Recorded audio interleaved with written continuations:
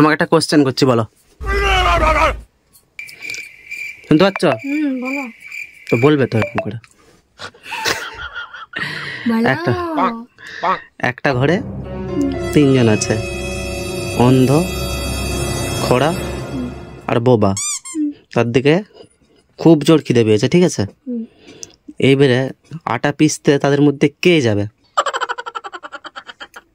কি বলে? অন্ধ, খোড়া আর হচ্ছে বোবা। খুব জোর খিদে পেয়েছে, ঠিক আছে? তাদের মধ্যে আটা পিসতে কে যাবে বলো? আটা ভাঙাতে, লাও। বুঝতে পেরেছ? আটা ভাঙাতে অন্ধ, খোঁড়া আর বোবা। অন্ধ তো যেতে পারবে না, কারণ সে অন্ধ, রাস্তা দেখতে হবে না।